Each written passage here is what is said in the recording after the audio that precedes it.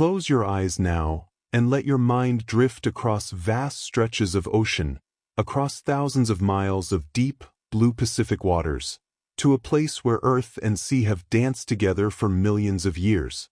Tonight, we journey to Bora Bora, a jewel set in the heart of the world's largest ocean, a place born of fire and legend, where ancient gods once walked, and where the very land beneath tells stories older than memory itself. Our story begins, not in the present, but in the depths of time, 7 million years ago, when the world was young and the Pacific Ocean stretched endless and undisturbed. Beneath those ancient waters, deep in the Earth's mantle, tremendous forces were building. Imagine the pressure, the heat, the raw power gathering in the darkness below the seafloor. And then, in a moment of catastrophic beauty, the Earth opened. Massive volcanic eruptions tore through the ocean floor, sending plumes of molten rock surging upward through the water. Steam and ash and fire rose to meet the sky, while layer upon layer of lava hardened and built upon itself, growing, rising, reaching toward the surface. Year after year, century after century, millennium after millennium, the volcano grew. And finally, after countless eruptions, the peak broke through the surface of the ocean, and Bora Bora was born into the world of light and air. Can you picture it? That first moment when the newborn island emerged from the waves, steam rising from its black volcanic slopes, the sound of the ocean crashing against fresh rock, birds perhaps finding it for the first time, circling this new land that had appeared in their endless blue world.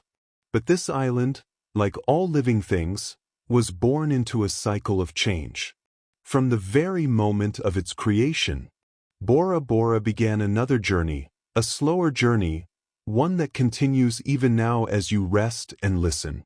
The main island, this ancient volcanic peak, is sinking. Slowly, almost imperceptibly, but inevitably, it descends back toward the ocean floor from which it came. 1 centimeter per century. Imagine that, in 100 years, the span of a long human life, perhaps several generations of a family, the island sinks just the width of your fingernail. It seems so small, so insignificant. And yet, time is patient. Time is vast. And 1 centimeter per century, over millions of years, becomes something profound. Scientists, studying the geology and movements of the Earth's crust, have made their calculations. They've measured the rate of sinking, they've studied the patterns of similar islands, and they've looked forward into the deep future. Their prediction is both sobering and beautiful. In approximately 25 million years, Bora Bora as we know it, with its dramatic peaks and lush valleys, will vanish entirely beneath the waves. But the island won't simply disappear. Instead, it will transform. As the volcanic rock sinks slowly downward, the coral reefs that ring the island will continue to grow upward, always seeking the sunlight in the shallow waters. Eventually, only a coral atoll will remain, a ring of reef and sand, marking where a mountain once stood. It's a reminder, gentle and profound, that even the most solid-seeming things are temporary, that change is the only constant, and that endings are simply transformations into something new. Let's drift now, from the realm of science, into the realm of story and spirit. Long before geologists studied tectonic plates and volcanic formation, the people of Polynesia had their own understanding of how Bora Bora came to be. These stories, passed down through generations, spoken under starlit skies and in the shade of palm trees, tell of gods and creation, of intention and divine love. According to local legend, Bora Bora was the first land pulled from the waters. Before there were islands, before there was any place for people to stand, there was only Taroa, the supreme creator god, alone in the darkness and the endless ocean. In some versions of the story, Taroa existed in a shell, in the void before creation. And when he emerged, when he decided to create the world, he reached down into the primordial waters, and he lifted up the land. And that first land, that original piece of creation, was Bora Bora. Imagine being the people who told and retold this story, believing that you lived on the very first piece of earth, the beginning place, the foundation of all that exists. What a profound sense of home that must have created, what a deep connection to the land. But the gods did not simply create and then abandon their creation. Another legend tells us that the Spirit of God descended to the island on a rainbow. Picture a brilliant arc of colors stretching from the heavens down to the volcanic peaks, a bridge between the divine and the earthly realms. Perhaps after a tropical rain, when the sun breaks through the clouds and rainbows shimmer over the lagoon, the ancient Polynesians saw these colors as pathways, as evidence that the gods still visited, still cared, still walked among them. Names, as you may know, carry power. They carry meaning and history and identity. And Bora Bora has worn several names across its long existence. Its original name, the name given to it by its first human inhabitants, was Vavo. This word, spoken in the ancient Polynesian tongue, means firstborn. Again, that same theme echoes through the island as the eldest, the original, the beginning. But over time, as languages shifted and evolved, as new peoples arrived and cultures blended, the name changed. The island became known as Bora Bora, and, remarkably, this new name carried the same meaning. Firstborn. It's as if the island's identity as the beginning place was so fundamental, so important, that even when the name changed, the meaning had to remain the same. You might wonder, how did Bora Bora become Bora Bora? The answer lies in the complexities of language and the arrival of European explorers. When visitors from distant lands, sailors and missionaries and traders, tried to pronounce the Polynesian name, their tongues and ears, accustomed to different sounds, heard B, where the local people said P. And so Bora Bora became Bora Bora, the name that most of the world uses today, a beautiful mistake that has now become part of the island's identity. Let's return now to geography, to the physical reality of where this island exists in our world. Bora Bora is part of the Society Islands, a collection of volcanic and coral islands in French Polynesia. These islands, scattered across the Pacific like emeralds on blue silk, form an archipelago that has captivated explorers and dreamers for centuries. The island has earned itself a poetic title over the years, the Pearl of the Pacific.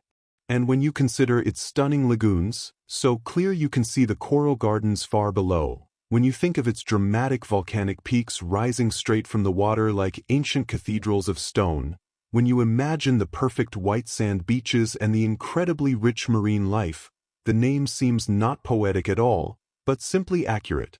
It is a pearl, rare and precious and luminous. Those volcanic peaks we mentioned, they dominate the island's silhouette. The highest point is Mount Otemanu, rising 727 meters, or 2,385 feet, into the tropical sky. It's what remains of the volcano's rim, the ancient crater wall that once surrounded a lake of molten rock. Now, millions of years later, it's covered in vegetation, green and lush, but still unmistakably volcanic in its dramatic, jagged form. Not far away stands Mount Bahia, the island's second highest peak, reaching 661 meters, or 2,168 feet. Together, these two mountains create Bora Bora's iconic profile, the silhouette that appears in countless photographs and paintings, the shape that sailors once looked for on the horizon, the landmark that guided people home. From above, from an airplane or a satellite, Bora Bora's geography reveals a pattern that people often describe as a necklace. Imagine a piece of jewelry, a precious stone in the center, surrounded by a string of smaller gems.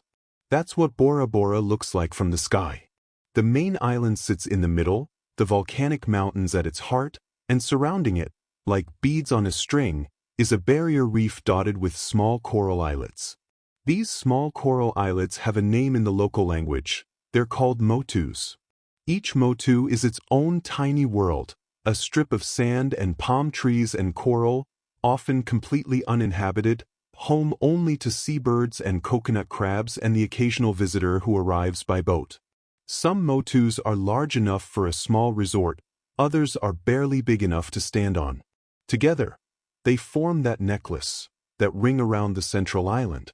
Between the main island and these motus, between the volcanic slopes and the barrier reef, lies the lagoon. And this lagoon is extraordinary not just for its beauty, but for its sheer size. The lagoon surrounding Bora Bora is 3 times larger than the landmass of the island itself. Think about that for a moment.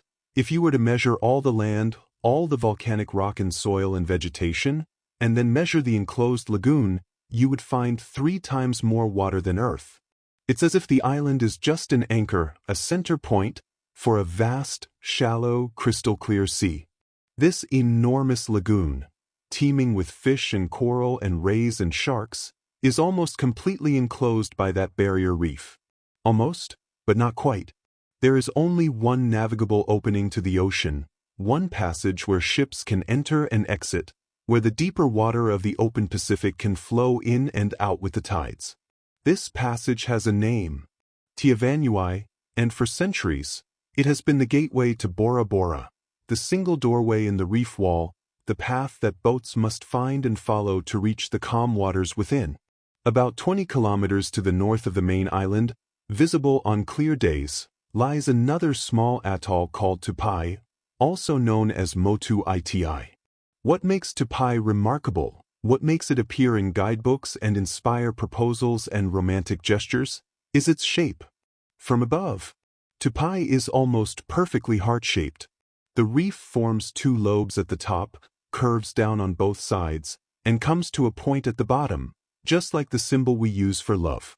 It's as if nature itself wanted to remind us that these islands, these places of extraordinary beauty, are about love, about connection, about the heart. And finally, let's zoom out, let's pull back from the peaks and the lagoon and the motus, and consider where in the world this paradise exists. Bora Bora lies in the South Pacific, roughly halfway between Australia and Chile. If you were to draw a line from the eastern coast of Australia to the western coast of South America, Bora Bora would sit near the center of that line. It is, quite literally, in the middle of the ocean, thousands of miles from any continent, surrounded by more water than most people see in their entire lives. This isolation, this remoteness, is part of what makes Bora Bora special. It exists far from the noise and rush of modern life, far from cities and highways and crowds. To reach it requires intention, requires a journey. And perhaps that's fitting, perhaps a place born from volcanic fire 7 million years ago, a place that ancient gods chose as the first land, a place slowly sinking back into the sea on its long journey through time. Perhaps such a place should not be easy to reach. Perhaps it should remain, as it has always been, separate, the pearl in the middle of the endless blue. Let these images settle in your mind now. The volcanic birth, the slowly sinking peak, the rainbow bridge of the gods, the massive lagoon and the single passage through the reef. Let them become part of your dreams tonight, as you rest, as you drift, as peacefully as Bora Bora itself sinks back toward the ocean, 1 centimeter per century, patient, eternal, beautiful. And so, we continue our journey through time, but now we move from the realm of volcanic fire and ancient geology into the realm of humanity. We've seen how Bora Bora was born from the Earth's molten heart, how it rose from the waves 7 million years ago, but for most of those millions of years, the island stood alone. The waves crashed against its shores, the rain fell on its mountains, birds nested in its trees, but there were no human voices, no songs, no stories spoken around evening fires. That changed, roughly 1600 years ago, in the 4th century of the Common Era. Imagine the Pacific Ocean as it was then, vast and unexplored by most of the world, a blue wilderness of water and wind and distant horizons. And somewhere in that immensity, Polynesian voyagers were pushing outward, leaving their home islands, seeking new lands, guided by stars and currents and the flight patterns of birds, by knowledge passed down through generations of master navigators. These weren't accidental journeys. These weren't people lost at sea who stumbled upon islands by chance. No, these were some of the greatest navigators in human history, people who could read the ocean like you might read a book, who understood the subtle shifts in wave patterns that indicated land beyond the horizon, who knew which stars to follow, who carried in their memories elaborate mental maps of the Pacific, and in their great double-hulled canoes, carved from island trees and lashed together with coconut fiber, loaded with breadfruit and taro and coconuts, with pigs and chickens and dogs, with everything needed to start a new life, they sailed for days or weeks across open ocean. And then, one day, they saw it. The peaks of Mount Otemanu and Mount Pahia rising from the sea. They had found Bora Bora. Can you imagine that moment? After so long at sea, after trusting the stars and the currents and your own accumulated knowledge, after wondering if land would ever appear, suddenly seeing those volcanic mountains? The relief, the joy, the wonder. They had found paradise. They had found home. These first settlers brought with them not just tools and plants and animals, but an entire culture. They brought stories and songs. They brought their understanding of the gods and the sacred. They brought traditions that would take root in this new soil just as surely as the breadfruit trees they planted. And one of the most important of these traditions, one of the most sacred, was the art of tattooing. In Polynesian culture, tattoos are not decoration. They are not fashion. They are something far deeper, far more meaningful. According to tradition, the sacred art of tattooing came from the sons of the god Tara himself, the same god who pulled the first land from the waters. The sons of Taroa taught humans how to mark their skin, how to transform the body into a canvas of meaning, how to wear your story, your lineage, your achievements, permanently inscribed in ink and skin. The process was painful, ceremonial, transformative. Traditional Polynesian tattooing involved tapping ink into the skin with tools made from bone or turtle shell, a rhythmic tapping that could take days or even weeks to complete a major design. It was an ordeal, a test of courage, a rite of passage. And when it was finished, you were changed. You had been marked by the god's gift. You had joined the ranks of the tattooed. You had claimed your place in society. Because tattoos in this culture were not just art, they were a language. They told everyone who you were, where you came from, what you had accomplished. Tattoos were used to denote a person's position in society. A chief would wear different patterns than a priest, who would wear different patterns than a warrior, who would wear different patterns than a master craftsman. You could look at someone's tattoos and read their life story, their rank, their achievements, their family connections. In many Polynesian societies, including Bora Bora, having no tattoos could mean you were of very low status, or that you were a child not yet initiated into adult society.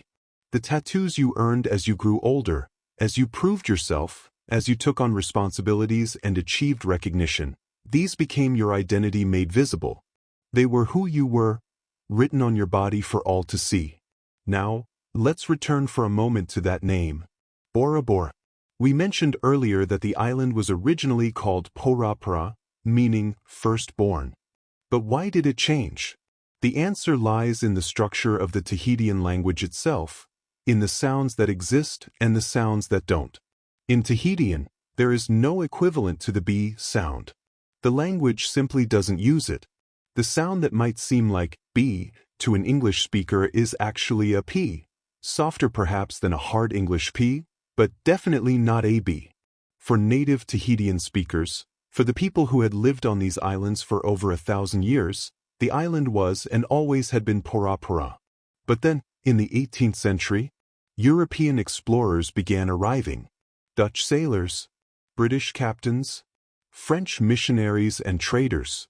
They heard the name Bora Bora, but their ears, trained to hear different sounds, shaped by different languages, heard something slightly different. To them, it sounded like Bora Bora. And so that's what they wrote in their logs and journals and maps. That's what they told people back in Europe. And gradually, the name Bora Bora spread around the world until it became the dominant name, the name that most people use today. It's a reminder, isn't it, of how language shapes reality, how what we hear depends on what we're listening for, how a simple misunderstanding can become permanent, can become truth in its own way. The island hasn't changed. It sits in the same spot in the Pacific, surrounded by the same lagoon, but its name in the wider world was transformed by the ears of strangers who heard something different in the sound. Let's turn now to another aspect of island culture, another language, but this one doesn't involve words at all. In Bora Bora, and throughout French Polynesia, there is a tradition of wearing flowers in your hair. You see it everywhere, women and men both, a hibiscus or a tiare flower tucked behind an ear, a simple gesture, beautiful, fragrant, seemingly just decorative. But like tattoos, these flowers carry meaning. If you wear a flower behind your left ear, you're sending a message. You're saying, I'm taken. I'm in a relationship. My heart belongs to someone. It's the left side, the side closest to your heart, and the flower there is like a gentle announcement, a boundary, a statement of connection to another person. But if you wear that same flower behind your right ear, the message changes completely. Now you're saying, I'm single. I'm available. My heart is free. It's such a simple system, left or right, taken or available, but it works. At a party, at a beach gathering, at any social event, you can glance around and instantly understand who might be interested in romance and who is already committed. Of course, you can also wear flowers on both sides, and there are probably people who wear them just because they're beautiful, without thinking about the traditional meanings at all. But the tradition persists, passed down through generations, a floral language that speaks without words. There's another aspect of Polynesian culture, particularly strong in French Polynesia, that might surprise visitors from other parts of the world. It concerns gender, identity, and the sacred. In this culture, there are people known as ray-rays, individuals who might be described in Western terms as transvestites or transsexuals, though those words don't quite capture the cultural understanding here. Ray-rays are not marginalized. They are not hidden or discriminated against. Instead, they are a highly respected and integral part of the culture. They always have been. For as long as the oral histories remember, there have been individuals who lived between or beyond traditional gender categories, and they have been valued members of society. Why this acceptance? Why this respect? Part of the answer lies in spiritual beliefs that stretch back centuries. Some islanders believe, and have always believed, that those with both masculine and feminine qualities are closer to the divine. Think about that for a moment. In many cultures, being different, not fitting into neat categories, is seen as wrong or problematic. But here, that same difference is seen as sacred, as a sign of special connection to the spiritual realm. It's as if the gods themselves exist beyond our human categories, and those who embody both masculine and feminine traits, who move fluidly between roles that others see as fixed, these people are reflecting divine complexity. They are living reminders that reality is more nuanced, more expansive, than our simple categories suggest. This isn't a new or modern development. This isn't something that arrived with Western ideas of LGBTQ+ rights. This is ancient. This is traditional. This is Polynesian. And it offers a different model, a different way of understanding gender and identity and the sacred, one that many people around the world are only now beginning to embrace, even though it has existed here for over 1,000 years. Let's talk now about language in its more conventional sense, the words that people speak every day in Bora Bora. Today, two languages dominate island life. French and Tahitian are the official and main languages spoken. This bilingualism tells a story of colonization, of cultural persistence, of adaptation and survival. French became prominent because of colonial history. In the 19th century, France claimed Tahiti and its surrounding islands as a protectorate and eventually as a full colony. French administrators arrived. French missionaries built churches and schools. French traders did business. And the French language came with them, eventually becoming the language of government, of formal education, of official documents and legal proceedings. But Tahitian never disappeared. Despite decades of pressure to assimilate, despite policies that sometimes discouraged or even punished the use of indigenous languages, the people held on to their mother tongue. They spoke it at home, they taught it to their children. They kept alive the language that had been spoken on these islands for over a millennium, the language that carried their stories and traditions and ways of understanding the world. Today, both languages coexist. Children grow up bilingual, switching between French and Tahitian depending on context, code switching as naturally as breathing. French might be used in school or government offices, Tahitian at home or in traditional ceremonies. Some words and concepts exist only in Tahitian, ways of describing the ocean or the weather or family relationships that French simply can't capture. And some modern concepts are easier to express in French, with its vocabulary shaped by European science and technology and political thought. This bilingualism is not always easy. It can create complications, questions about identity and authenticity and what it means to be Polynesian in the modern world. But it's also a strength. It's evidence of resilience, of a people who have survived colonization with their culture largely intact, who have adapted without abandoning who they are. Listen to the rhythm of these ideas, the flow of culture and tradition. From the first settlers in the 4th century, navigating by stars across impossible distances, to the sacred art of tattooing given by the sons of Taro, to the flowers behind ears speaking a silent language of availability and commitment, to the rays embodying sacred duality, to the two languages intertwining in daily speech, we see a culture that is rich, complex, adaptive, and deeply rooted. These are not museum pieces. These are not traditions that exist only in the past. Walk through Bora Bora today, and you'll see all of this still living. You'll see people with traditional Polynesian tattoos sitting in French cafes. You'll see women with flowers behind their ears checking their phones. You'll see rays participating fully in community life. You'll hear French and Tahitian flowing together in conversation. The island has changed since those first settlers arrived 1,600 years ago. Of course it has. The world has changed. But something essential remains, something in the culture, in the way people relate to each other and to the sacred, in the stories they tell and the traditions they maintain, something that connects today's islanders directly to those ancient navigators who first saw these peaks rising from the Pacific. And that connection, that unbroken thread stretching back through centuries, is its own kind of navigation. Just as those first settlers navigated by stars across the ocean, their descendants navigate through time, carrying forward what matters, adapting what must change, but always remaining, essentially, beautifully, themselves. Let these thoughts settle now, like a flower tucked behind an ear, like ink settling into skin, like words in two languages teaching a child about their world. Rest in the knowledge that culture, like the island itself, changes and persists, sinks and endures, transforms while remaining somehow eternal. For over 1,000 years, Bora Bora existed in relative isolation. The Polynesians knew it, of course. They sailed between islands, they traded, they shared stories and genealogies.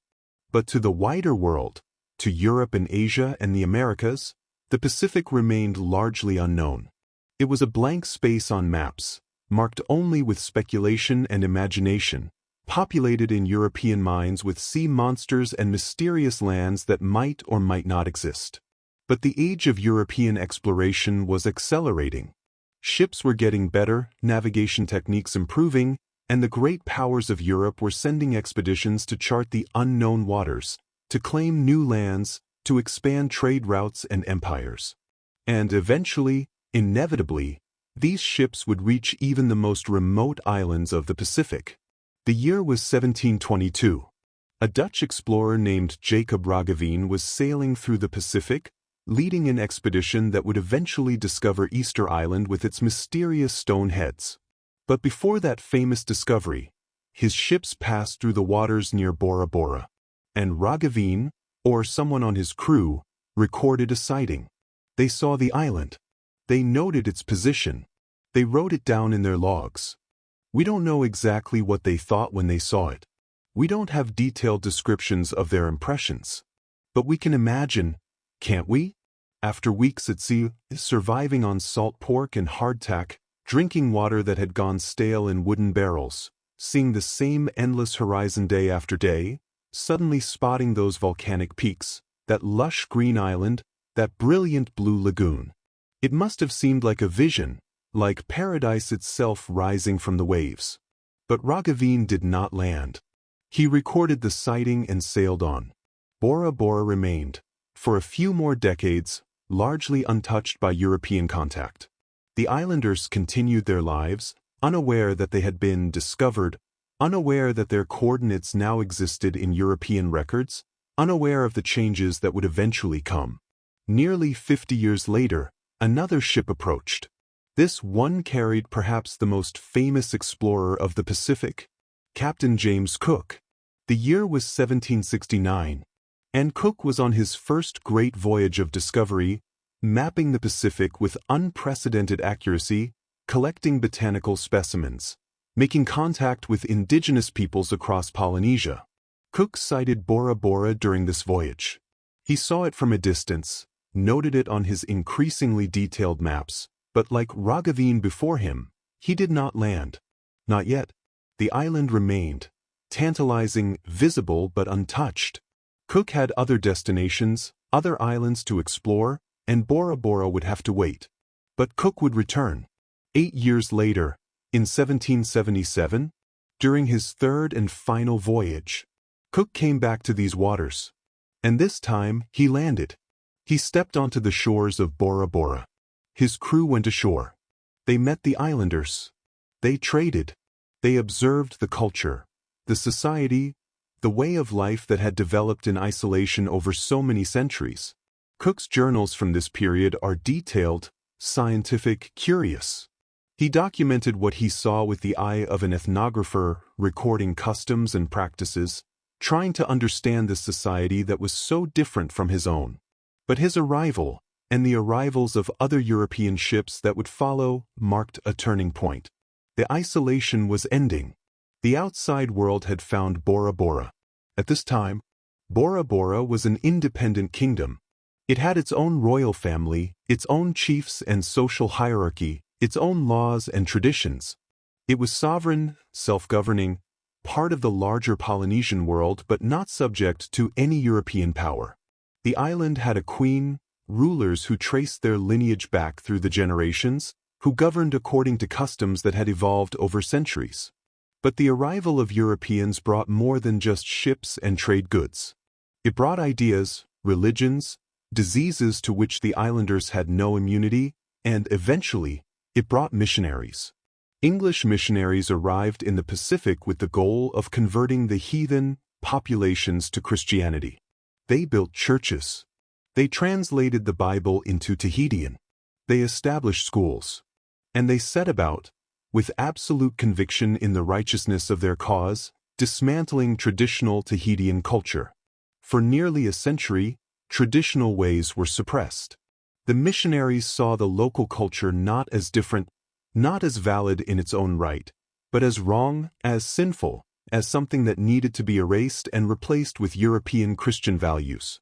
Dancing, which had been central to island life, which told stories and celebrated the gods and marked important occasions, was banned.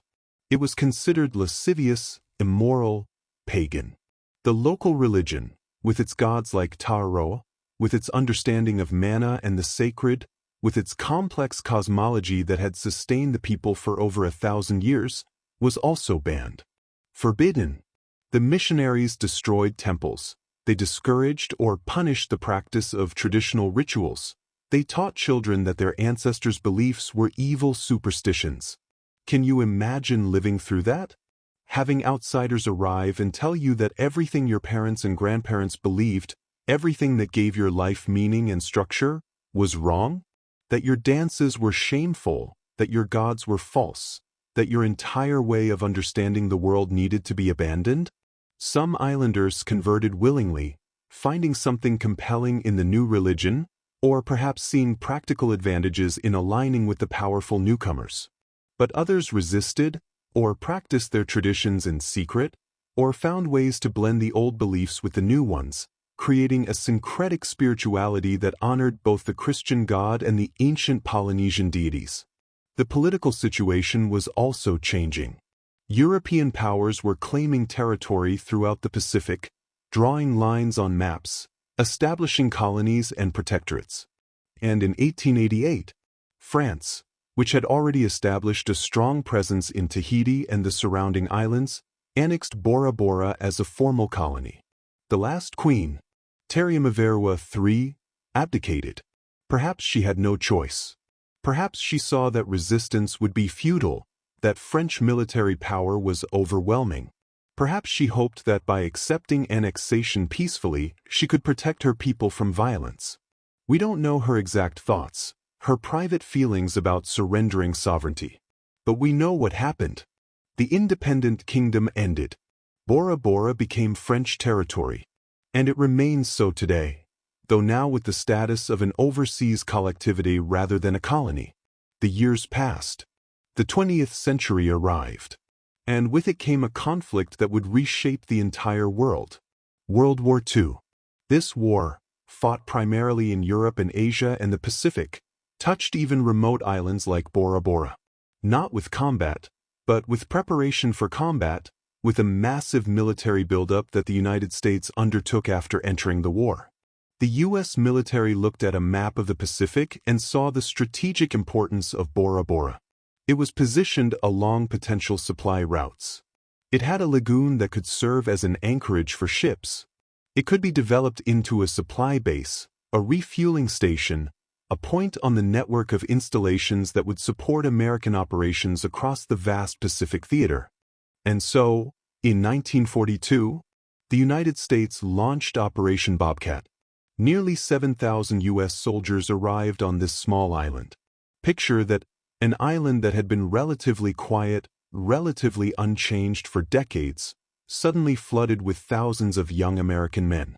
Soldiers from cities and farms across the United States, many of whom had never seen anything like Bora Bora, suddenly living in a tropical paradise that had become a military base. The Americans built infrastructure. They constructed the island's first airstrip on a motu called Motu Mute, flattening the coral and sand to create a runway where supply planes could land. That airstrip, modified and expanded over the years, is still the island's main airport today. Every tourist who flies into Bora Bora lands on a runway that began as a wartime military project. The military presence brought other changes too. The Americans built the island's first paved roads. Before this, there were paths, tracks through the jungle, but nothing like modern roads. They also installed water sanitation systems, modern plumbing and sewage treatment, bringing a level of infrastructure that the island had never had before. In a strange way, the war modernized Bora Bora. It brought 20th century technology and infrastructure to an island that had been operating largely with 19th century systems. Roads and airports and sanitation, these things would eventually enable the tourism industry that would transform the island's economy in the decades after the war. But here's something remarkable, something almost miraculous given the scale of the conflict raging across the Pacific. There was no actual combat on Bora Bora during World War II. No battles were fought here. No bombs fell. No lives were lost in fighting. The feared Japanese advance never reached this far.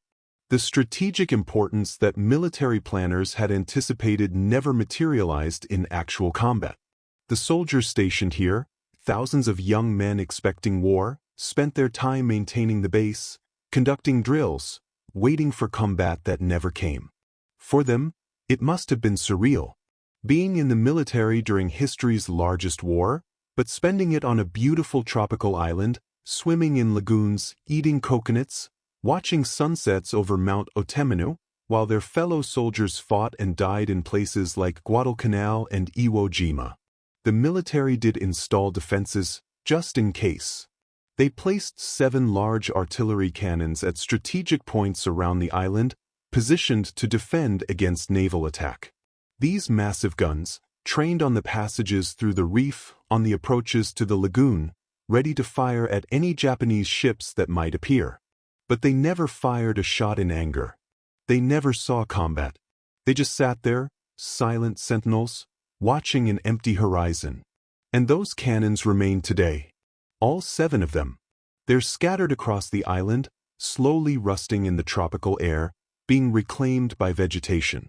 Some have become minor tourist attractions.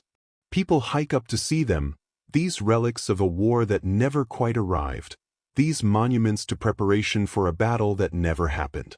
They sit there still, pointing at the sea, waiting for an enemy that will never come. On June 2, 1946, the war having ended the previous year, the U.S. base officially closed. The thousands of soldiers packed up and left. They went home to America, to their families and civilian lives, carrying with them memories of a strange wartime posting, of months or years spent on an island so beautiful it seemed unreal, of a war they had prepared for but never fought. They left behind the roads and the airstrip and the sanitation systems. They left behind the cannons. They left behind Quonset huts and other structures that would slowly decay in the tropical climate. And they left behind stories, memories that would be told and retold, old soldiers reminiscing about the time they spent the war in paradise. For the islanders, the American presence had been a disruption, but also an opportunity. Some had worked for the military, earning money, learning English, being exposed to American culture and technology. The infrastructure improvements remained, would be useful in the decades to come. And when the soldiers left, life slowly returned to something more normal, though normal had shifted, had been permanently altered by those war years. Think about the arc of this history. From Raghavin's distant sighting in 1722, to Cook's landing in 1777, to the missionaries' century of cultural suppression, to French annexation in 1888, to Operation Bobcat and to the American wartime presence, to the base closure in 1946. In just over 2 centuries, Bora Bora had gone from an independent kingdom, largely isolated from the wider world, to a French colony that had served as an American military base, an island thoroughly integrated into global systems of power and commerce and conflict. And through it all, through every wave of change, the island itself remained.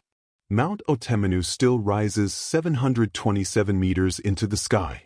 The lagoon still sparkles in the sunlight. The coral reefs still teem with fish. The island is still sinking at 1 centimeter per century on its slow journey back to the sea. Nature continues, patient and persistent, while human history rushes and changes and transforms the surface of things. Let your mind rest now on that image, those silent cannons, pointing at an ocean that holds no enemies, has held no enemies for nearly 80 years. They stand as reminders of conflict that didn't come, of defenses that were never needed, of the strange ways that history unfolds, not always as we expect, not always as we fear. They stand there still, rusting peacefully, while tourists photograph them, while vines slowly engulf them, while the endless waves crash against the reef below. Let us turn now from human history, from wars and colonization and cultural change, to something older, something more fundamental. Let us explore the living world of Bora Bora, the creatures that swim in its waters and walk upon its shores, the plants that grow on its slopes and line its beaches, the intricate web of life that has evolved in this isolated Pacific paradise. One of the first things that strikes visitors to Bora Bora, especially those accustomed to more dangerous ecosystems, is what the island doesn't have. There are no poisonous snakes slithering through the undergrowth. There are no venomous spiders lurking in corners. There are no dangerous insects waiting to sting or bite. The island is, in this respect, remarkably safe. This absence is not an accident. It's a consequence of isolation. Bora Bora is thousands of miles from any continent, separated from the nearest land masses by vast stretches of ocean. Snakes and many insects, especially those that are dangerous to humans, simply never made it here. They couldn't cross the ocean. They couldn't survive the journey. And so the island evolved without them, a paradise not just in beauty, but in safety. You can walk through the forests without fear. You can sleep with your windows open. Children can play in the grass without parents worrying about what might be hidden there. It's a kind of freedom, a kind of ease, that people from other parts of the world might not even realize they've been missing until they experience it here. The absence extends to mammals as well. There are no native mammals on Bora Bora. None. No rodents scurrying through the underbrush. No bats hanging in the trees. No monkeys or wild pigs or deer. The only mammals you'll find, dogs and cats and pigs and rats, were all introduced by humans. They arrived on Polynesian canoes over 1,000 years ago, or on European ships centuries later, but they are not native. They are transplants, immigrants, just like the human settlers themselves. This means that for millions of years, from the time the island first rose from the sea until the first human arrivals, Bora Bora was a world of birds and reptiles and insects, but no mammals at all. It's a reminder of how different evolutionary paths can be, how the accidents of geography and isolation can create ecosystems unlike anything else on Earth. But if the land is relatively quiet, relatively empty of large animals, the sea is bursting with life. Step into that crystal-clear lagoon, put on a mask and snorkel, dip your face beneath the surface, and you enter another world entirely. A world of color and movement and abundance. The waters surrounding Bora Bora are home to nearly 500 different species of fish. 500 species. Think about that number for a moment. 500 different kinds of fish, each with its own shape and color and behavior, each filling its own ecological niche, each part of the vast interconnected web of marine life. Tiny damselfish defending their small territories on the coral. Schools of silverjacks moving in coordinated masses through open water. Parrotfish scraping algae from the reef with their beak-like mouths, creating the white sand beaches with their droppings. Moray eels peering out from crevices in the coral. Butterfly fish in their bright yellows and oranges. Angelfish gliding gracefully past. You could snorkel in these waters every day for years and still see something new, still encounter a species you hadn't noticed before. The diversity is staggering, a testament to millions of years of evolution in these warm, nutrient-rich Pacific waters. Among all these fish, some of the most beloved by visitors are the manta rays. These gentle giants, with wingspans that can reach 15 feet or more, glide through the water with an elegance that seems almost impossible. They move by undulating their wing-like pectoral fins, flying through the ocean as gracefully as any bird flies through air. Manta rays are common in Bora Bora's waters, and they can often be seen at shallow locations known as cleaning stations. These are spots on the reef where small fish, cleaner wrasses, and similar species set up shop to eat parasites off larger animals. The mantas come to these stations regularly, hovering in the water while the smaller fish go to work, picking off dead skin and parasites, providing a service that keeps the mantas healthy. Watching this, seeing these massive creatures hold perfectly still in the current while tiny fish dart around them, nibbling and cleaning, is like witnessing an ancient agreement, a contract between species that has existed for millennia. The mantas get cleaned. The small fish get fed. Everyone benefits. Its cooperation written in flesh and behavior evolved over countless generations. And if you're fortunate enough to visit Bora Bora between August and October, you might witness something even more spectacular. During these months, humpback whales migrate through these waters. These enormous mammals, some weighing 40 tons or more, travel thousands of miles from their feeding grounds in Antarctica to the warmer waters of French Polynesia to breed and give birth. Imagine being out on the water, perhaps on a boat, perhaps on a paddleboard, and seeing a plume of mist shoot up from the surface 100 yards away. Then another. And then, if you're extraordinarily lucky, seeing one of these giants breach, launching its entire massive body out of the water, hanging in the air for a moment that seems to last forever, and then crashing back down in an explosion of white foam. The sound, if you're close enough, is like thunder. The power is overwhelming.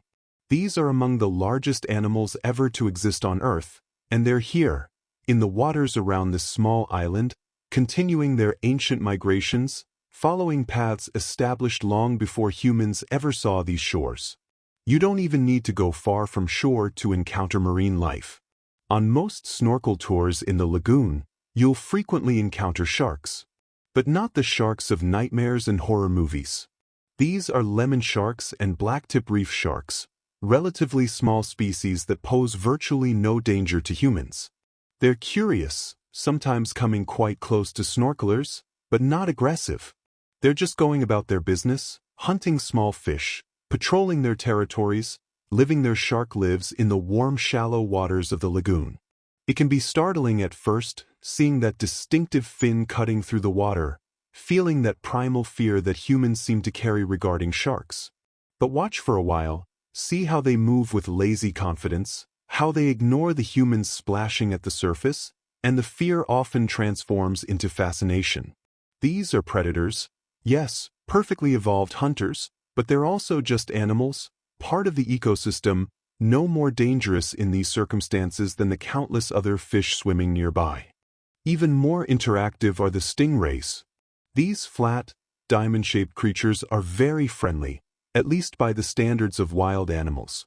During guided tours, operators will often feed them by hand, and the rays have learned to associate boats and humans with food. They'll swim right up to people, their smooth bodies brushing against legs, sometimes coming to the surface to be touched and fed. There's something magical about feeling a stingray glide past you in the water, feeling that smooth skin, watching them flap their wing-like fins to move through the water. They seem almost alien, so different from the fish-shaped fish we expect, yet they're also somehow charming, almost friendly. They have their stingers, yes, barbed tails that can inflict painful wounds if stepped on, but they don't use them aggressively. They're defensive weapons, used only when the ray feels threatened. Treat them with respect, watch where you step, and they're perfectly safe to be around. The lagoon is also home to sea turtles and dolphins, both native inhabitants of these waters. Sea turtles, ancient creatures whose ancestors swam in seas when dinosaurs walked the earth, paddle through the lagoon grazing on seagrass and resting on the sandy bottom. Green sea turtles and hawksbill sea turtles both visit these waters, sometimes nesting on the beaches, laying their eggs in the sand under the cover of darkness, continuing cycles of reproduction that have persisted for millions of years. And dolphins, those brilliant marine mammals, hunt in the deeper waters beyond the reef and sometimes enter the lagoon. Spinner dolphins are particularly common, named for their habit of leaping from the water and spinning on their longitudinal axis, sometimes rotating multiple times before splashing back down. Why they do this, whether it's communication or play or simply the joy of movement, remains somewhat mysterious. But it's spectacular to witness. Even on land, even with the relative scarcity of large animals, there is life. Crabs are frequently found roaming the island's shores. Coconut crabs, hermit crabs, ghost crabs scuttling across the sand. They emerge at night mostly, when the sun is down and the sand has cooled, searching for food, fighting over shells, living their small arthropod lives in the spaces between land and sea. Look up from the shores, look toward the island's interior, toward those volcanic peaks that dominate the skyline. They're covered in lush green forests and dense tropical vegetation. The rainfall here, abundant and regular, feeds an explosion of plant life. The slopes are carpeted in green, layer upon layer of leaves and vines and ferns. Trees grow at angles from the steep terrain, their roots gripping the volcanic soil, reaching toward the light. This isn't the pristine, untouched forest that existed before humans arrived. Over 1,500 years of human habitation has changed the vegetation, introduced new species, cleared some areas and allowed others to grow wild again. But it's still lush, still vibrant, still fundamentally tropical in its abundance and diversity. Down at sea level, lining most of the island's white sandy beaches, coconut trees stand like sentries. Their tall trunks bend gracefully in the ocean breeze, their fronds rustling with a sound that has become synonymous with tropical paradise. These trees aren't just scenery. They're economically important, providing coconuts for drinking and eating, providing copra, which is dried coconut meat used to produce coconut oil. Copra is actually a major local product. It's been a staple of the island economy for over a century. The coconuts are harvested, split open, and their white meat is removed and dried in the sun. This dried copra can be stored and transported, shipped to processing facilities where it's turned into coconut oil, which is then used for cooking, for cosmetics, for 100 different purposes. It's a traditional industry, one that connects directly to the coconut palms that the first Polynesian settlers brought with them on their canoes. Another key agricultural export is vanilla. Those humid forests, that regular rainfall, the tropical climate, all create perfect conditions for growing vanilla orchids.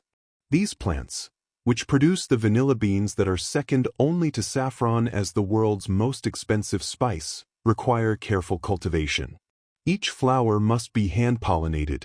The beans must be carefully harvested and cured. It's labor-intensive work, but the results, true vanilla from French Polynesia, command premium prices in global markets. Walk through the markets or along the streets, and you might see vendors selling red bananas. These aren't the yellow Cavendish bananas familiar to most Western shoppers. These are shorter, thicker, with a reddish-purple skin when ripe. Their flesh is creamier, sweeter, with hints of raspberry. They're a unique local fruit, grown in small plots and gardens, part of the traditional agriculture that has sustained island life for generations.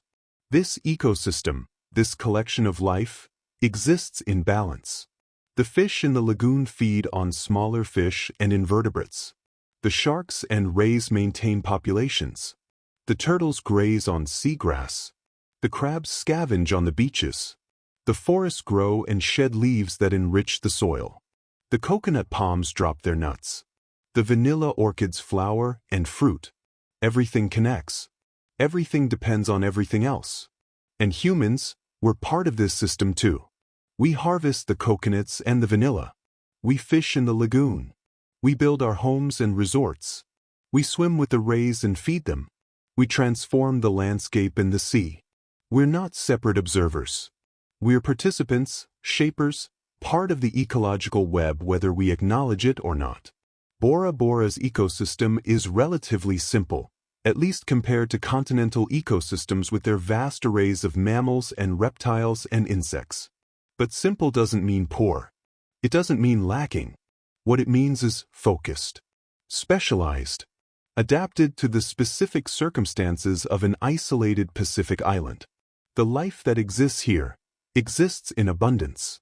The waters teem, the forests grow thick, and the absence of dangerous predators, the absence of venomous creatures, creates a kind of Eden, a place where humans can live alongside nature without fear, where the boundaries between wild and domestic blur, where a child can wade in the lagoon and encounter reef sharks and rays without danger. Let your thoughts drift now like a manta ray gliding through the lagoon, effortless, graceful. Picture those 500 species of fish, each going about their lives, eating and hiding and reproducing and dying generation after generation, while the island slowly sinks, while the reef slowly grows, while the great cycles of nature continue, patient and eternal, beneath the surface of the shimmering sea. We've journeyed through millions of years of geological time, through centuries of human history, through the rich diversity of the natural world. Now, let us step into the present moment. Let us explore what it means to live on Bora Bora today, in this particular time, in this modern era where ancient traditions meet contemporary realities, where island life continues amid the complexities of the 21st century. The first thing to understand about modern Bora Bora is its scale. This is not a large place. The island has a permanent population of just over 10,000 people. 10,000. That's smaller than many neighborhoods in major cities. It's a town, really spread across an island and its surrounding motus. Everyone doesn't know everyone, but the degrees of separation are few. You see the same faces regularly. You recognize the families. There's an intimacy to island life that comes simply from the smallness of the community. Most of these 10,000 people live in one place, the town of Breathtaking. This is the administrative and commercial hub of the island, the place where government offices conduct their business, where shops cluster together, where the main pier extends into the lagoon to receive supply ships from Tahiti. If Bora Bora has a downtown, Breathtaking is it. The rest of the population is scattered around the island, in smaller villages, in houses tucked along the coastal road, in a dispersed pattern that reflects both tradition and the geography of limited flat land. What's particularly striking about this population is its youth. Approximately 50% of the people living on Bora Bora are under the age of 30. Think about that. This is a young community, full of children and teenagers and young adults.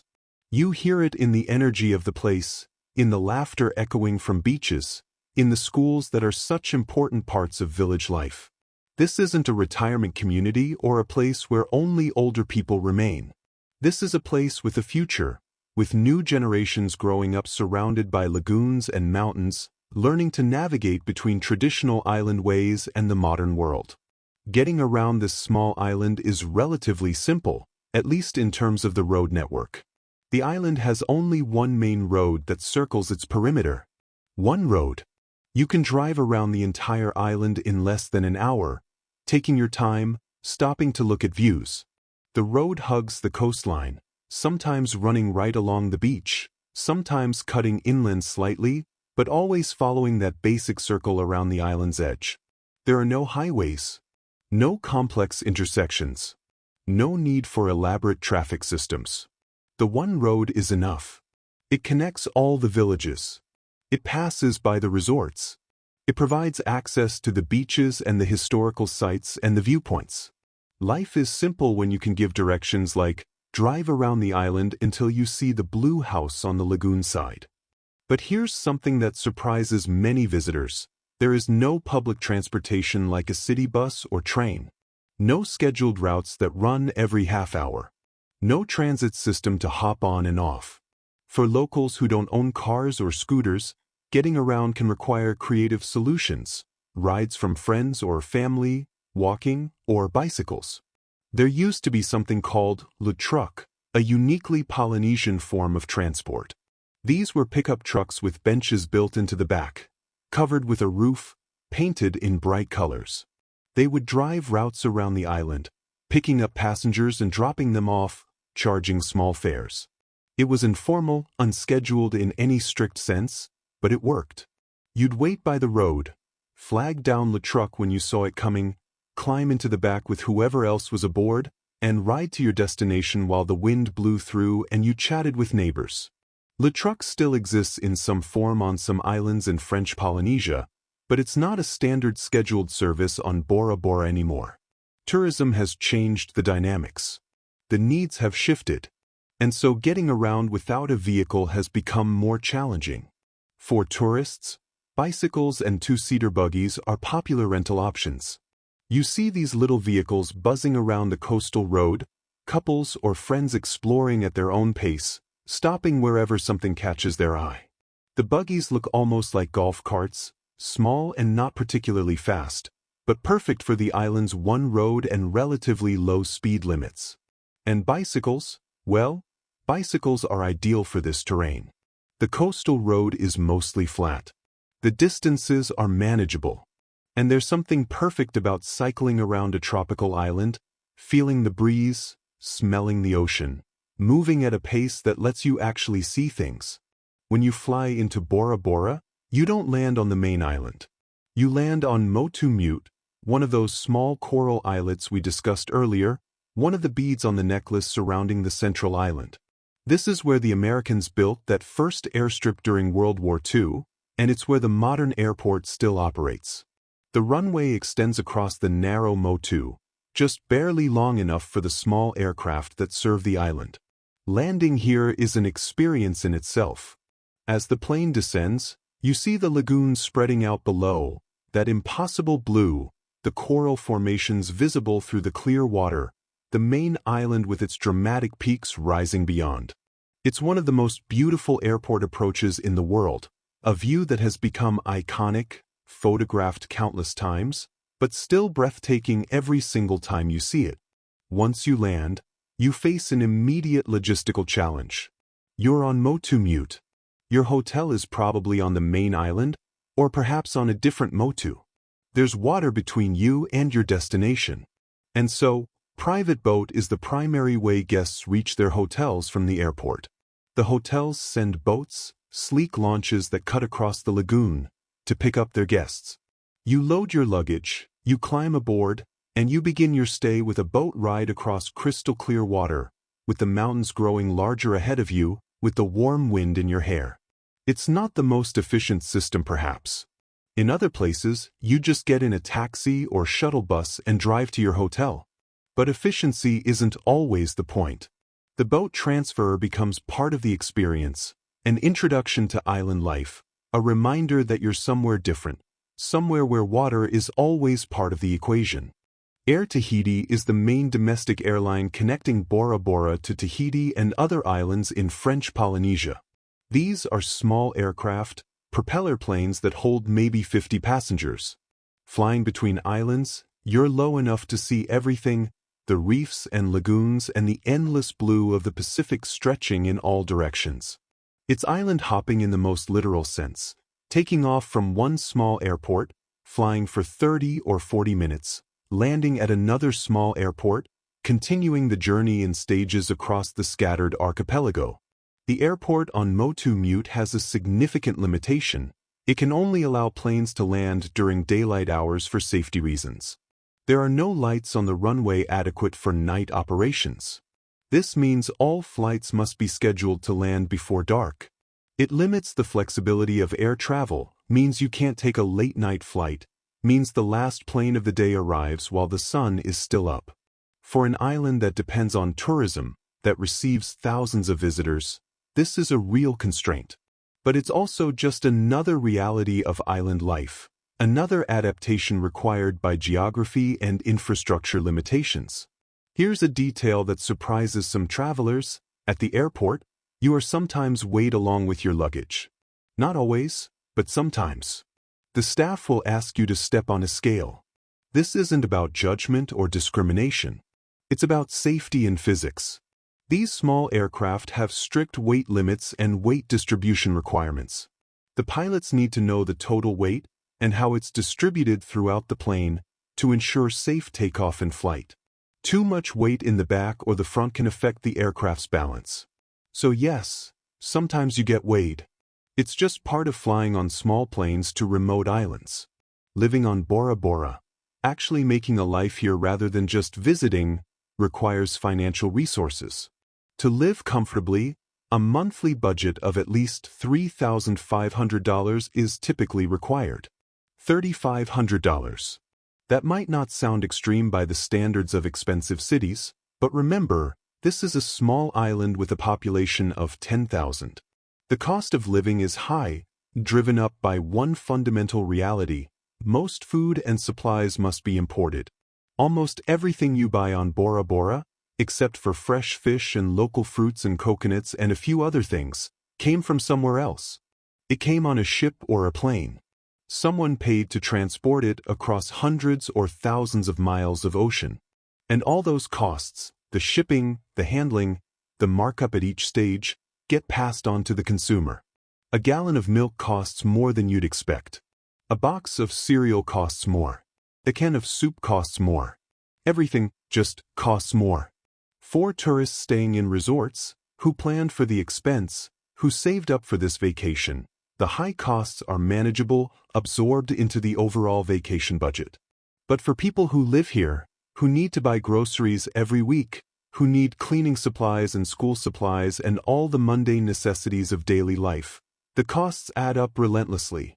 It makes island life accessible only to those with decent incomes, or those willing to live very simply, growing as much food as possible, fishing, making do. Healthcare presents another challenge for island residents. The island has one hospital and a few small clinics for basic healthcare. You can get treated for common ailments, you can get a broken bone set, you can have a baby delivered.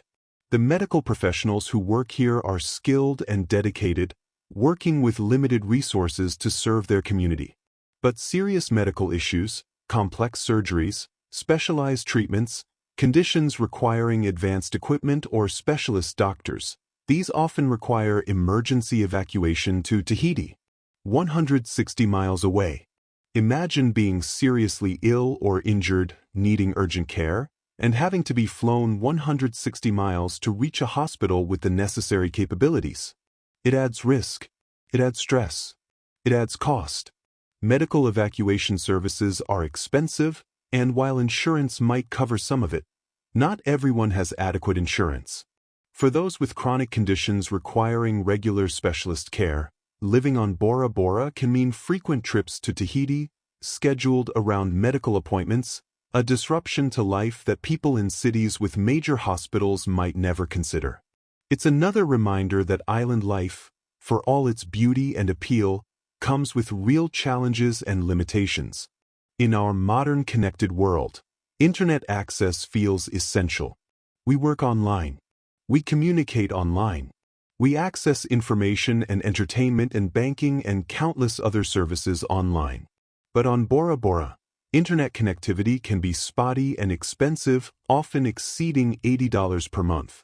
$80? And that's for service that might be slow, that might cut out during storms, that might not be reliable enough for video calls or streaming. The island is connected via undersea cables and satellite links, but it's at the end of long digital chains, far from the major internet infrastructure of continents. Bandwidth is limited. During peak usage times, when tourists in resorts and locals at home are all online simultaneously, speeds can slow to a crawl. It's frustrating if you're trying to work remotely, if your job requires reliable, fast internet. It's limiting if you want to take online classes or stream movies or video chat with family far away. And yet, people manage. They adapt. They learn patience. They go offline more than people in connected cities might. They rediscover the pleasures of reading physical books, of face-to-face conversation, of being present in the physical world rather than constantly tethered to the digital one. It's not all negative, this forced disconnection. But it is a limitation, a constraint that shapes daily life in ways that visitors on week-long vacations might not fully appreciate. The town of Vaitape, that administrative hub we mentioned earlier, contains the essential services that keep island life functioning. There's a post office where you can mail letters and packages, where you can receive parcels sent from family abroad. There are banks, branches of French banks where people can maintain accounts, deposit checks, withdraw cash, conduct the financial transactions of daily life. There are small local shops, grocery stores with somewhat limited selections, hardware stores, clothing stores, pharmacies, the basic retail infrastructure of a small town. It's not elaborate. You won't find shopping malls or big-box stores or the overwhelming consumer choice of a major city. But it's enough. People make it work. They shop carefully. They plan ahead. They order some things online to be shipped in. They stock up when they visit Tahiti. They adapt their expectations to match reality rather than demanding that reality conform to their expectations. Daily life on Bora Bora, when you step back and consider it, is a constant negotiation between modern conveniences and island limitations. You have electricity and running water and internet, but all at higher cost and sometimes lower reliability than on a continent. You have air travel connecting you to the wider world, but only during daylight hours and with weight restrictions. You have healthcare, but serious issues require evacuation. You have roads, but only one, and no public transit. And yet, people choose to live here. Families raise children here. Young people, that 50% under 30, decide to stay rather than moving to Tahiti or France or elsewhere in search of opportunities. But what makes it worth it? Perhaps it's the beauty that surrounds you every day. Perhaps it's the safety, the lack of violent crime, the unlocked doors and children playing freely. Perhaps it's the community, the connections, the way people know each other and help each other in ways that have been lost in many larger places. Perhaps it's the pace of life, slower, less rushed, more attuned to natural rhythms than to alarm clocks and deadlines. Perhaps it's simply home. The place where you were born, where your family has lived for generations, where your ancestors are buried, where the mountains and the lagoon are as familiar as your own reflection.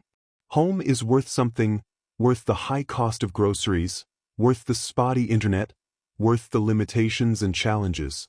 Home is where you belong.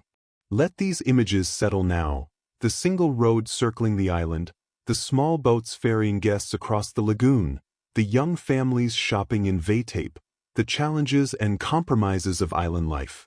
Rest in the understanding that every place, even paradise, comes with its own complexities, its own balance of beauty and difficulty, its own unique rhythm of daily existence.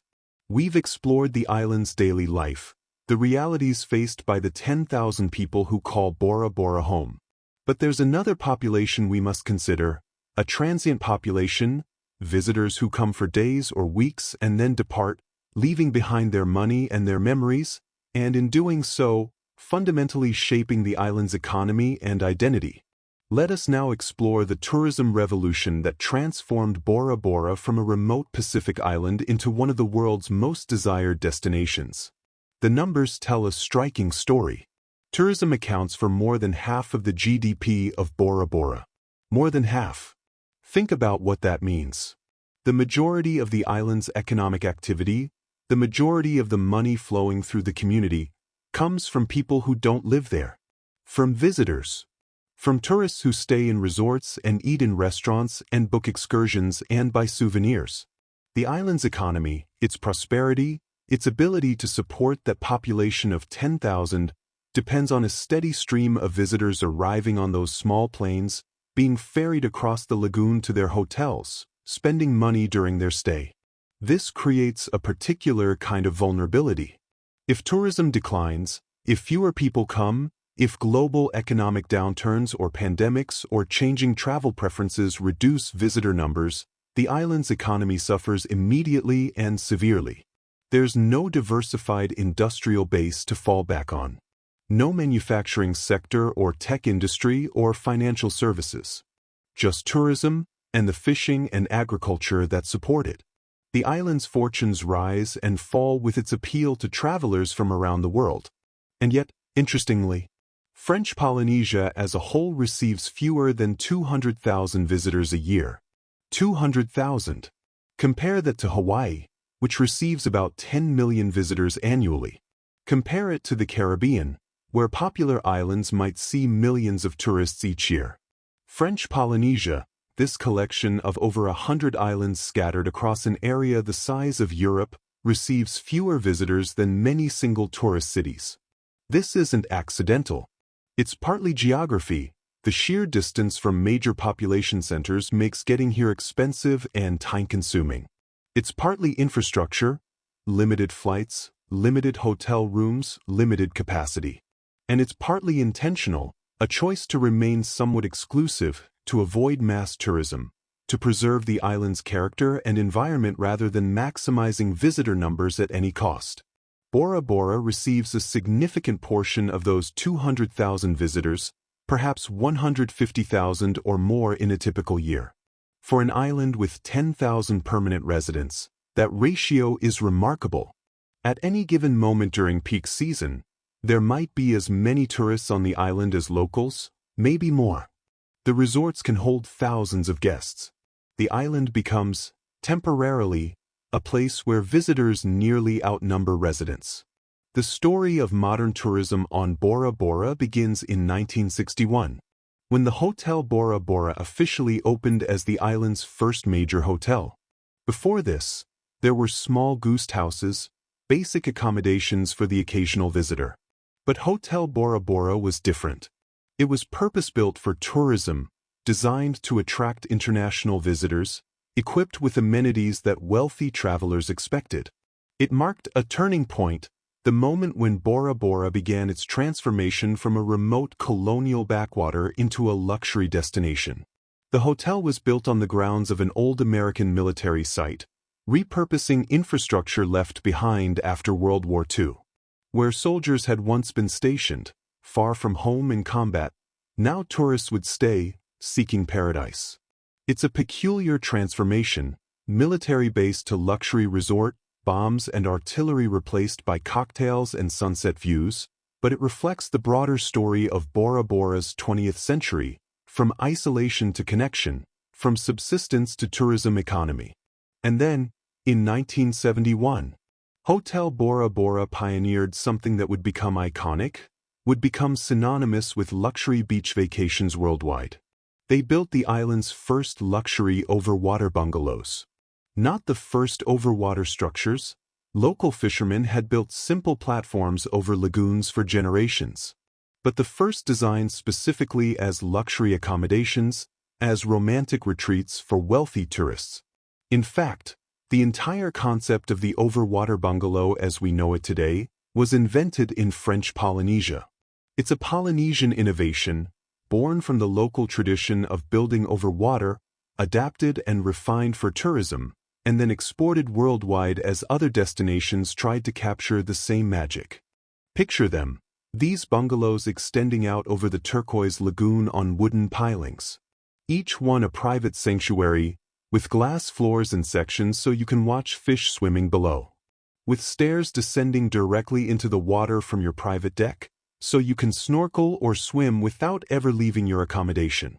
With the gentle sound of waves lapping against the pilings, lulling you to sleep at night. With views that extend across the lagoon to Mount Otemanu, especially stunning at sunrise when the first light strikes the volcanic peak. They are, questionably, romantic, luxurious, special, and expensive. The average cost of an overwater bungalow is approximately $1,000 per night. $1,000 for a single night. A week in an overwater bungalow costs as much as some people's monthly rent, or more. It's a luxury affordable only to the wealthy, or to people who have saved for years for this one special trip. And who are these people willing to pay such prices? What brings them to Bora Bora? The answer is striking.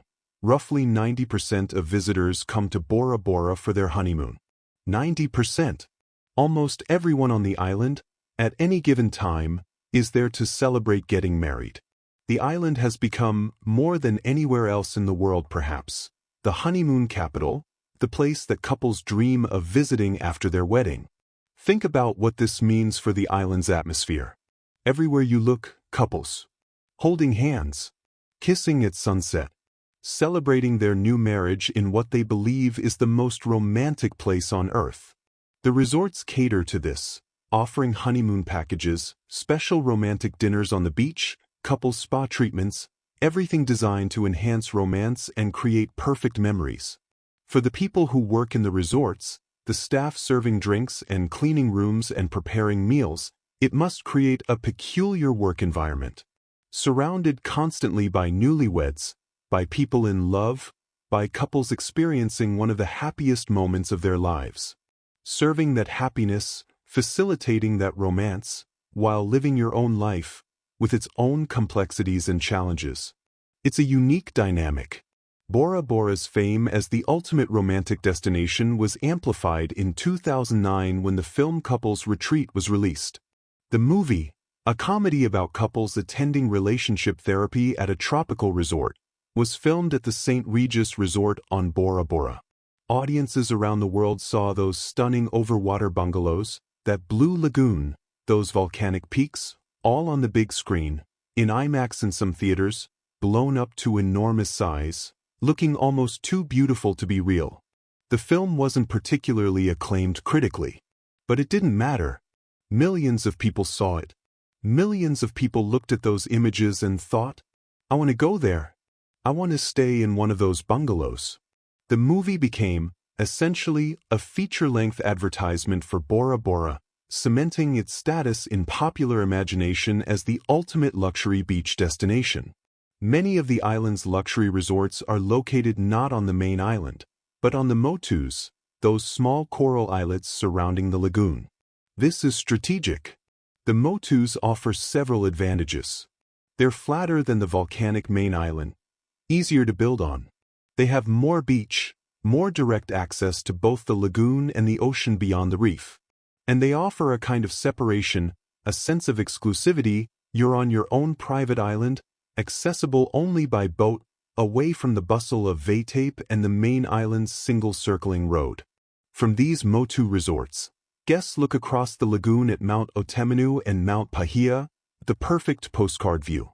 The mountains serve as scenery, as backdrop, always there in the distance, anchoring the view, providing that iconic silhouette that makes the photographs so distinctly Bora Bora. Life at these resorts operates on what locals call island time. This is a real philosophy here, not just a marketing slogan. The pace of life is very relaxed. Things happen when they happen. If the boat to take you to dinner is delayed, well, you wait. You have another drink. You watch the sunset. You relax. There's no rushing, no stress, no watching the clock anxiously. The island, the staff will tell you, teaches you to slow down, to let go of the urgency that dominates life in cities, to simply be present in the moment. For some visitors, especially those from high-stress jobs and fast-paced urban environments, this is wonderful. It's exactly what they came for. The chance to disconnect, to unplug, to stop rushing for a few days. But for others, for those who are naturally punctual, who like schedules and efficiency, island time can be frustrating. That boat really is delayed. Your dinner reservation really doesn't start exactly at 7 o'clock. Things really do take longer than you expect. It requires adjustment, patience, a willingness to adapt to a different rhythm. What's notable about Bora Bora's luxury tourism, what distinguishes it from some other high-end destinations, is that there is no over-the-top artificial luxury. You won't find nightclubs or casinos. You won't find designer shopping or elaborate entertainment complexes. The focus is on raw natural beauty. The luxury is in the setting, in the accommodations that allow you to experience that setting in comfort, but the setting itself, the lagoon and mountains and beaches, that's what's being sold. That's what people came for. The architecture reflects this. Most high-end villas are designed for open views rather than complete visual privacy. Floor-to-ceiling windows, open-air bathrooms, decks that extend out with minimal railings. The idea is to erase the boundary between inside and outside, to make you feel immersed in the landscape, surrounded by beauty. Privacy comes from distance, from space between bungalows, from clever positioning. But the design philosophy prioritizes connection to nature over enclosed private spaces. Of all the beaches on Bora Bora, one stands out. Matira Beach on the southern tip of the main island has achieved global recognition. CNN ranked Matira Beach as one of the world's top 10 best beaches in 2013.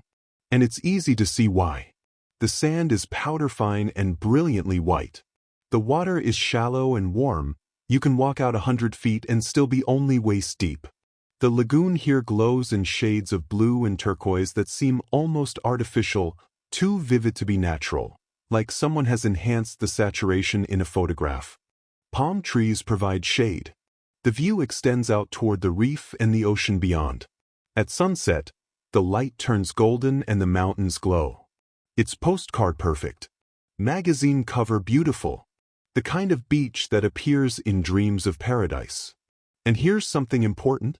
Matira Beach is the only public beach on the main island. The only one. Most of the coastline is either rocky, or part of resort properties, or otherwise not accessible to the public. But Matira Beach belongs to everyone. Locals bring their families here on weekends. Tourists staying in budget accommodations come here because they can't access private resort beaches. It's democratic, shared, a piece of paradise that hasn't been privatized and locked behind resort gates. This creates an interesting dynamic. On one part of the beach, you might have honeymooners from a luxury resort. On another part, local families with coolers full of food and children playing in the shallow water. Budget travelers with snorkel gear. Everyone sharing the same stunning beach, the same perfect sand, the same incredible water. Wealth can buy you an overwater bungalow and private boat transfers and room service, but on Matira Beach, everyone gets the same sunset. The tourism revolution has brought wealth to Bora Bora, has created jobs and infrastructure and global fame. But it's also created dependencies and inequalities. The locals who clean the resort rooms and serve the meals, they're making island wages, earning maybe a few $1,000s a month. The guests they're serving, they're paying $1,000 per night for their rooms. The gap is vast. The inequality is stark. And yet the system functions. People work in the resorts. They earn money. They support their families. The economy grows. The island develops. It's not perfect. It's not entirely equitable. But it provides livelihoods in a place where options are limited, where the alternatives might be subsistence fishing and farming, where opportunities for economic advancement are scarce. Tourism has transformed Bora Bora from a poor colonial backwater into one of the most famous islands in the world. It has brought prosperity, has put the island on maps and in imaginations, has made it a destination that people dream of visiting. Those first overwater bungalows in 1971. They started something that has grown and grown, spreading to other islands, other countries, but always connected back to Bora Bora, to French Polynesia, where it all began. Let your thoughts drift now like a honeymooner floating in that warm lagoon. Relaxed, surrounded by beauty. Picture those overwater bungalows extending across the turquoise water. Picture Matira Beach at sunset. Picture the transformation of an island from military base to paradise resort. Rest in the understanding that paradise, the paradise that visitors seek, is something created, shaped, sold, as much as it is simply found. We have explored history and culture, wildlife and daily life, the tourism that defines modern Bora Bora. Now, let us turn our attention to the environment itself, to the climate that shapes life on this island, to the threats that loom, and to the uncertain future that awaits this paradise. Because even in Eden, even in the most beautiful places on earth, reality intrudes. Nature follows its own laws. And change, always, is inevitable. Let's begin with something simple, something fundamental to understanding what it's like to live here or visit here. Bora Bora has only 2 seasons. Not 4 like temperate regions. Not the complex patterns of monsoons and dry spells found in some tropical areas. Just 2. The wet season and the dry season. Summer and winter, though those terms mean something very different here than they do in colder climates. The dry season, what locals call winter, lasts from June through August. These are the cooler months, though cool is relative. Temperatures during this period are comfortable, pleasant, ideal for being outside. The humidity drops. The rain becomes less frequent. The sky clears more often. These are the peak months for tourism, when visitors from the northern hemisphere escape their summer heat, or when honeymooners choose to visit because the weather is most reliably beautiful. The wet season, summer, occurs from December through February. This is when the rain comes. Not constantly. Not every day without break. But regularly. Afternoon thunderstorms rolling across the lagoon. Morning showers that drench everything and then pass. The vegetation explodes with growth during these months, fed by abundant water. The mountains disappear into clouds. The humidity becomes oppressive. Everything feels damp, wet, heavy. But even in the wet season, even during the rainiest months, temperatures rarely drop below 25 degrees Celsius, which is 77 degrees Fahrenheit. Think about that. The coldest it typically gets, even in winter, even at night, is warmer than a pleasant spring day in many parts of the world. There's no need for heating. No winter coats. No frost or snow or ice. The concept of cold, as people in northern climates understand it, simply doesn't exist here. Instead, the challenge is heat. It can be extremely hot and humid, especially during the summer months. The sun beats down from directly overhead, intense, unrelenting. The humidity makes everything feel hotter, makes sweat slow to evaporate. You feel sticky, uncomfortable. Even locals, people who have lived their entire lives in this climate, seek shade during the hottest parts of the day. They slow down. They move inside where fans or air conditioning provide relief. They adapt their rhythms to the heat, active in the morning and evening, resting during the brutal midday hours. For tourists, especially those from cooler climates, the heat can be shocking. You step off the air-conditioned plane into air that feels like a warm, wet blanket. Within minutes you're sweating. Your clothes stick to your skin. You understand immediately why the dress code is so casual, why everyone wears as little as possible, why those open-air designs make sense. The lagoon provides some relief. The water averages temperatures of 28 degrees Celsius, which is 82 degrees Fahrenheit. Warm, almost bath-like, but still cooler than the air on a hot afternoon. You can slip into the lagoon and feel your body temperature drop. You can float there for hours, weightless, comfortable, the water holding you gently. It's one of the great pleasures of the island, having water that's always warm enough to swim in, never requiring a wetsuit, never that shocking cold plunge that ocean swimming requires in most parts of the world. That lagoon, that protected circle of warm, shallow water, exists because of the coral reefs. The barrier reef surrounding the island, rising from deep water to just below the surface, acts as a wall. It breaks the force of ocean waves.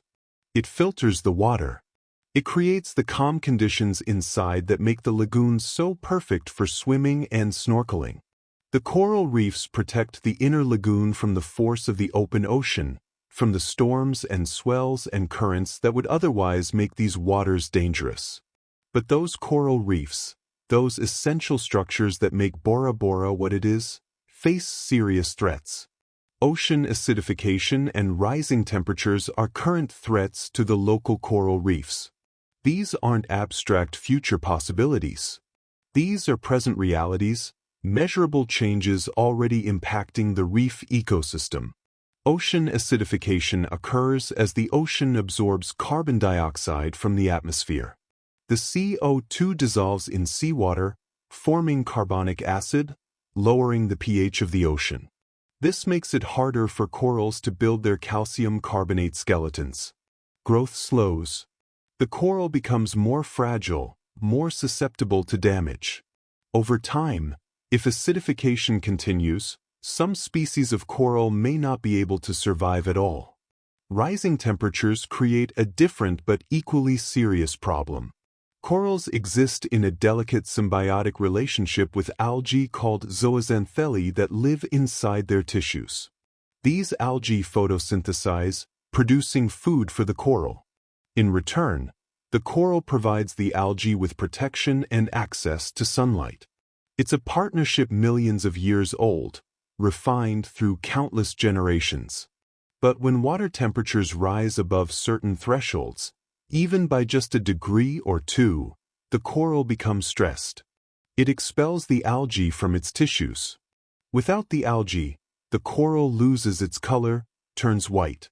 This is coral bleaching. The coral isn't dead yet, but it's starving. If conditions improve quickly, if temperatures drop back to normal, the algae can return and the coral can recover. But if the heat persists, the coral dies. And dead coral becomes rubble, loses its structure, stops providing habitat for fish, stops protecting the shore from waves. Bora Bora has experienced bleaching events. Parts of the reef have died. The damage is visible to those who know what to look for, to marine biologists studying the reef, to local divers who have swum these waters for decades and can see the changes. Not all the reef is dead. Much remains healthy. But the trend is concerning. And as global temperatures continue to rise, as oceans continue to warm and acidify, the threat intensifies. There's another environmental challenge, more localized but still serious. The lagoon, for all its size, has limited water exchange with the open ocean. Remember, there's only one navigable passage through the reef, Tiavanui. Water flows in and out through this passage with the tides, but it's not rapid. Parts of the lagoon, especially areas far from the passage, can become somewhat stagnant. If conditions align wrong, If there's excessive nutrient input from runoff or sewage, if algae blooms and then dies and decomposes, oxygen levels in the water can drop. This lack of water exchange between the ocean and lagoon has occasionally caused massive fish deaths. Fish need oxygen dissolved in the water. When oxygen levels drop too low, they suffocate. Hundreds or thousands of fish, dying all at once, floating to the surface, washing up on beaches. It's devastating ecologically. It's disturbing visually. And it's a warning sign, evidence that the lagoon's ecosystem is under stress, that the balance is fragile. These die-offs can be caused by natural processes. But human activities make them more likely. Development increases runoff. More buildings and roads mean less vegetation to absorb rain, more pollutants washing into the lagoon. More people, more sewage, more nutrients entering the water. The tourism boom has environmental costs, unintended consequences of bringing thousands of visitors to a small island with limited infrastructure. And then there are the storms.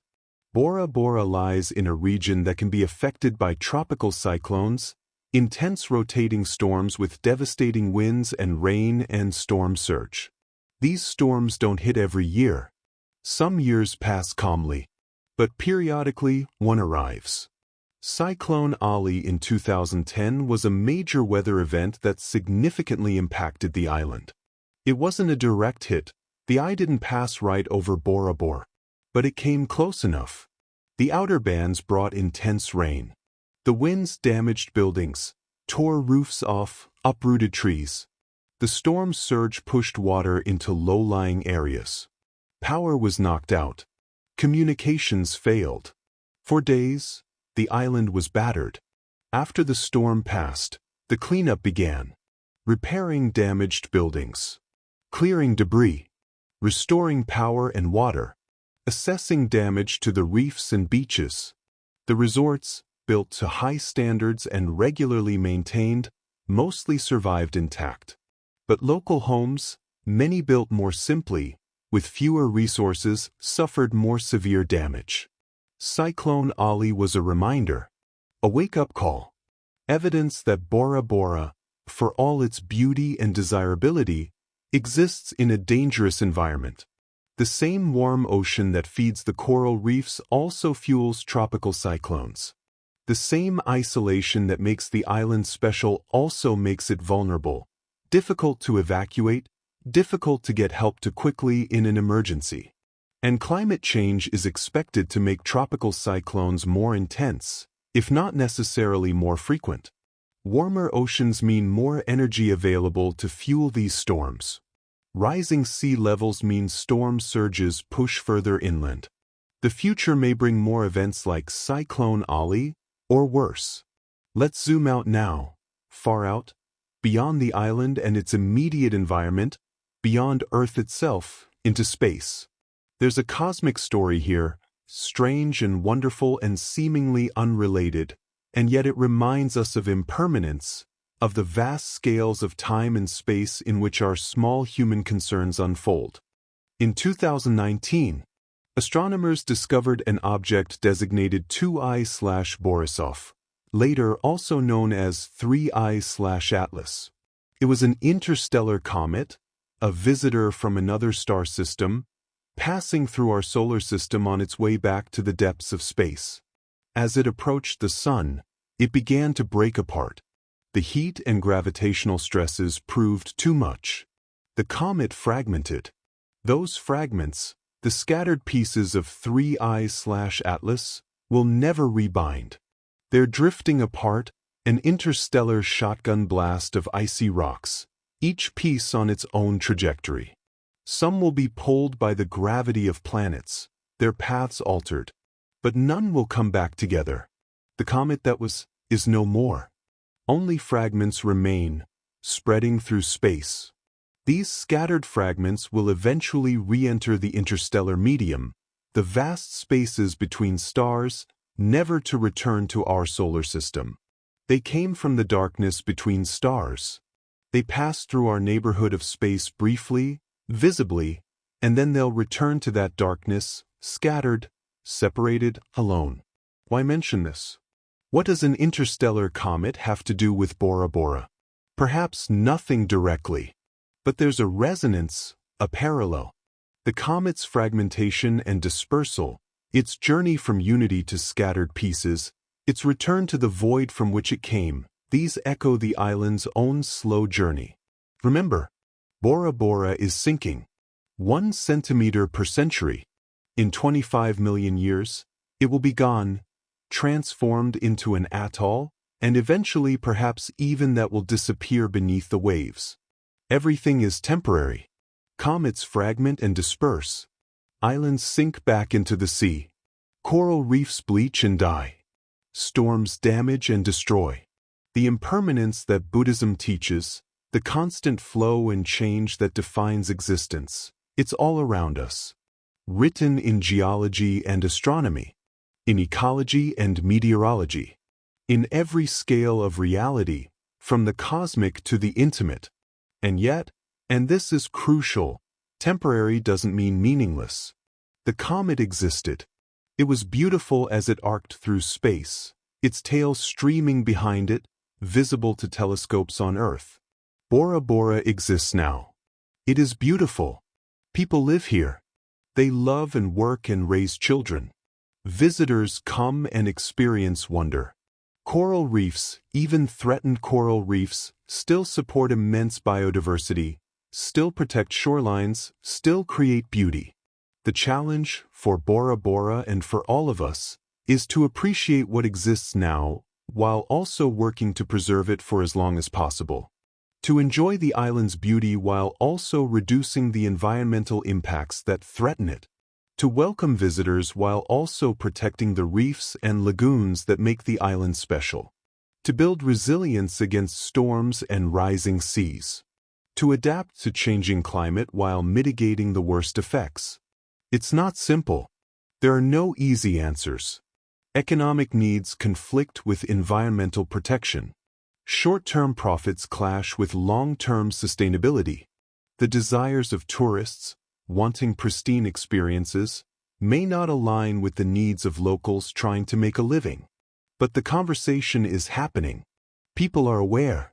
Scientists study the reefs. Authorities implement regulations. Resorts adopt more sustainable practices. The future is uncertain. The threats are real. But so is the love that people feel for this place. So is the determination to preserve it.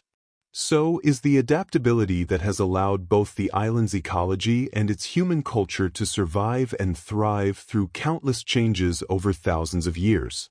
Let your mind rest now on that image, the scattered fragments of a comet drifting through space, the island slowly sinking into the sea, the coral reef struggling and adapting, the storms that will come and pass.